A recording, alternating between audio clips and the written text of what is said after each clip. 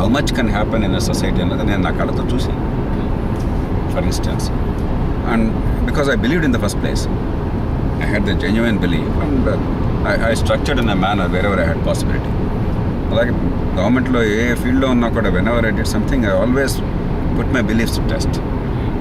అంతేగా రొటీన్గానే ఎప్పుడు చేయలేదు. అందుకే results were quiet extraordinary, way beyond the normal.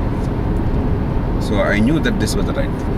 We have to change the country dramatically, and in almost every sector I studied in considerable detail what is wrong, what is right, how to set it right. So I had no doubt within a couple of years after joining the IAS that I had to leave government and work for the reform in the country and Japan. It's only a question of when, not whether. But even before my marriage, I was married in 1983. I told my wife, future wife, that if you're marrying me because I'm in the IAS, then don't. I will not stay long. I don't know how long I will stay there. So I was clear even at that time. It's not because of any dramatic incident. It is because of deep understanding of what I did to it. Actually వాళ్ళకి, మీ ఫ్యామిలీకి, మీ వైఫ్కి actually I mean how much good, because టిపికల్గా మన ఫ్యామిలీస్లో ఉన్న ఉద్యోగాన్ని వదిలేసి పాలిటిక్స్లో జాయిన్ అవుతాను అంటే I mean I don't think many వద్దు అని చెప్పేవాళ్ళు ఎక్కువ ఉంటారు, కానీ చెయ్యి అని చెప్పేవాళ్ళు చాలా తక్కువ మంది ఉంటారు. సార్ మెడిసిన్ నుంచి ఐఏఎస్ పెడతా అన్నప్పుడు మా పేరెంట్స్ వద్దన్నారు.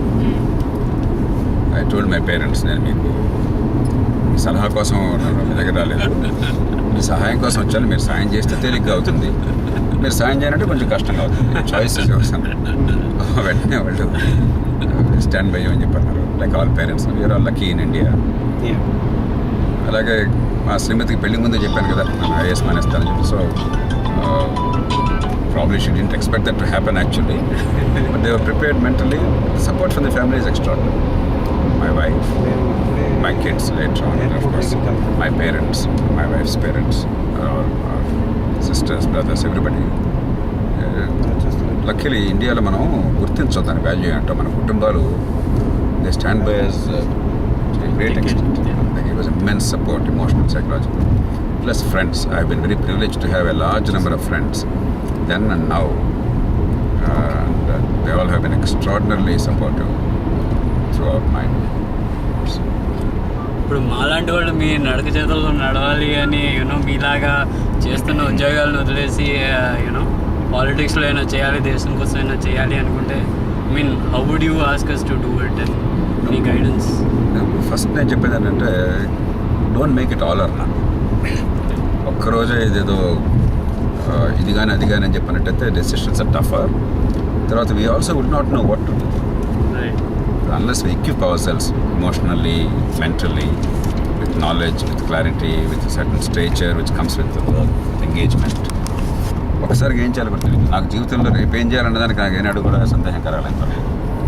ఎన్నిసార్లు నేను మెడిసిన్ నుంచి ఐఏఎస్కి వెళ్ళిన, ఐఏఎస్ నుంచి బయటకు వచ్చిన, తర్వాత లోక్సత్తా ఉద్యమం స్థాపించిన, ఆ తర్వాత పొలిటికల్ పార్టీ ఏర్పాటు చేసినా కూడా రేపు ఎలాగా అని చెప్పినది నాకు ఆలోచన అసలు ఇప్పుడు రాలేదు. I was clear.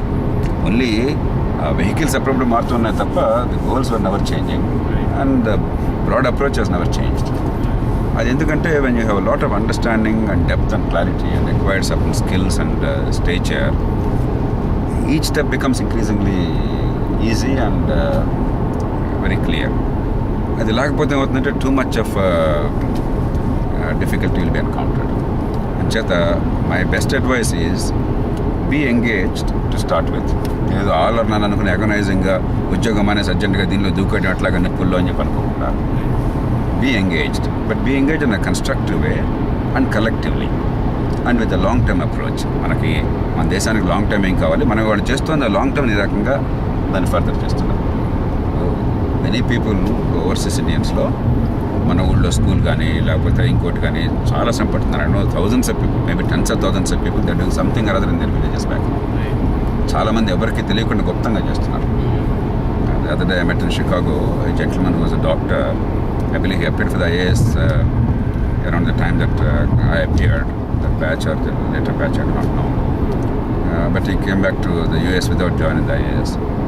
ఆయన ఇప్పుడు ఆయన గ్రామంలో చాలా ఖర్చు పెట్టి మంచి స్కూల్ ఒకటి పెట్టాడు, గర్ల్స్ స్కూల్ ఒకటి పెట్టాడు ఆయన. He wants to now go look at the healthcare, etc. A lot of money is spent without any fuss. Nobody knows also.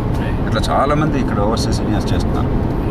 But అది చేసేది ఇండివిజువల్ యాక్ట్స్ ఆఫ్ చారిటీ మాత్రమే కాకుండా, ఐసోలేటెడ్ యాక్ట్స్ కాకుండా, if you have a long term approach, మన దేశానికి ఈ పరిస్థితి ఇట్లా ఉంది, హెల్త్ ఇట్లా అమెరికాలోనో బ్రిటన్లోనో ఇంకో దేశం ఇట్లా ఉంది, ఇండియాలో ఇట్లా ఉంది, దీన్ని ఇక్కడి నుంచి ఇక్కడ తీసుకెళ్ళాలని చెప్పండి, these are things to be done.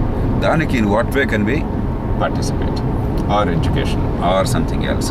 అప్పుడు ఏమవుతుందంటే the little effort that we put in as individuals, మనం మొత్తం దేశం మొత్తాన్ని మార్చే శక్తి మన ఎవరు డబ్బులు లేవు అసలు లేదు కదా. But the little effort we put it has disproportionate impact. కలెక్టివ్గా చేస్తే, లాంగ్ టర్మ్ విజన్తో, క్లారిటీతో, రోడ్ మ్యాప్ అర్థమై చేస్తే, ఈ రెండు డెవలప్ చేసుకున్నట్టయితే then you can be engage. as you get engaged deeper and deeper, then a time will come, your heart will know what to do and when to do. That is the best way to go about now this. Thanks అండి. It's very valuable. అసలు డైరెక్షన్లెస్ లాగా ఉంటుంది కొన్నిసార్లు you feel. అందుకనే in a way లోక్సత్తా's role is to channelize that energy and give a direction.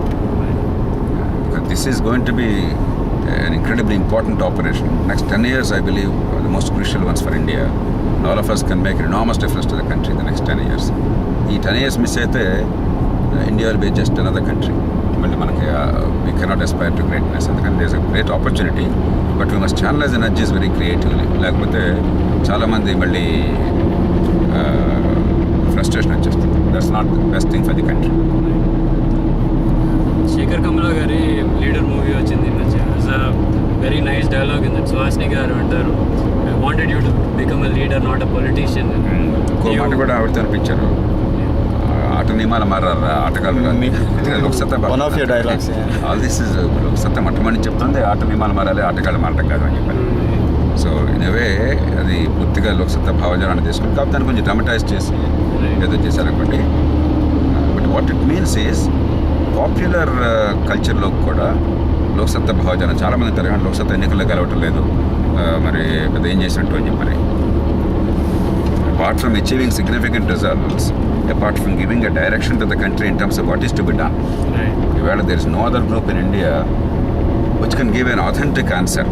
ఎందుకంటే ఫలాంది బాగు చేయాలి మన దేశం అంటే ఏం చేయాలి, ఎట్లా చేయాలని చెప్పన్నది no other group has explored it. Political party కానీ, సివిల్ సొసైటీ గ్రూప్ కానీ డెప్త్తో ఎక్స్ప్లోర్ చేసిన వాళ్ళు లేరు.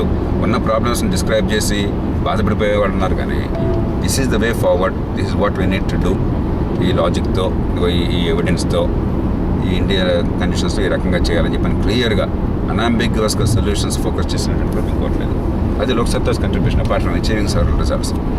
But the happy thing is స్లోగా పాపులర్ కల్చర్లోకి లోక్సత్తా భావజాలం వెళ్ళిపోతుంది. ఆ డైలాగ్ ఉంది, ఆట నియమాలు మారడం కాదు, ఆటగాళ్ళు మారాలని చెప్పి సుహాసిని గారు చెప్పించాడు. అది పూర్తిగా 100% లోక్సత్తా భావజాలం. అది it's not a paraphrasing, Loksatta word to word. Even the thought is entirely Loksatta. కాబట్టి దట్స్ ఎ గుడ్ న్యూస్. ఒక రకంగా మనం మారదేమో దేశం నిస్పృహ పడుతున్న వాళ్ళందరికీ కూడా పాపులర్ కల్చర్లోకి ఈ మేజర్ బిలీఫ్స్ ఎలా వెళ్ళిపోతున్నాయని చెప్పండి. That means the country is now getting ready to change.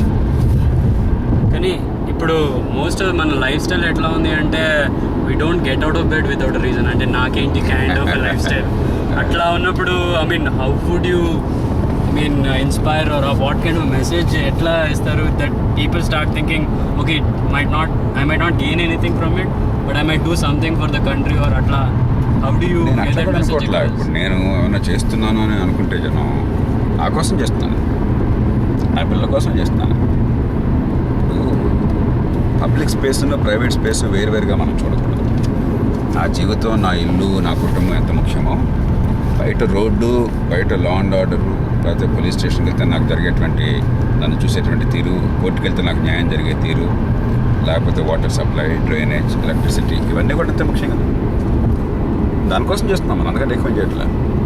ఇప్పుడు మనకు ఎంత డబ్బు ఉన్నా, ఎన్ని కోట్లు సంపాదించినా కూడా పక్కింట్లో పోరగాడిని కొట్టినట్టు దోమ మన ఇంటికి వచ్చి మన పిల్లల్ని కొడుతుంది కదా. ఆ డెంగ్యూ ఫీవర్ ఆ పిల్లడు కొంటే మన పిల్లలకి డెంగ్యూ ఫీవర్ వస్తుంది కదా. ఆ దోమకి గొడవలు తెలుసా? ఇప్పుడు ఈయన కొడుకుని ఉన్నాడు, బాగా డబ్బులు సంపాదించాడు, ఎన్ఆర్ఐ, లేకపోతే బాగా ఐఏఎస్ ఆఫీసర్నా, ఈయన కొన్ని కోట్లు ఉన్నాయి, ఈయన పిల్లల్ని కొట్టకూడదు అనుకుంటున్నా. దోమలు గొప్ప సోషలిస్ట్.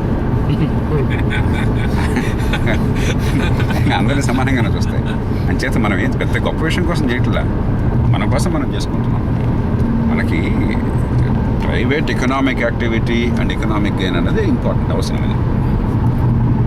కానీ దానిలో రెండు విషయాలు మర్చిపోతున్నాం. మీ ఎకనామిక్ యాక్టివిటీ సమాజంతో ముడిపడింది, కానీ మీకు వేరువేరుగా ఉందా?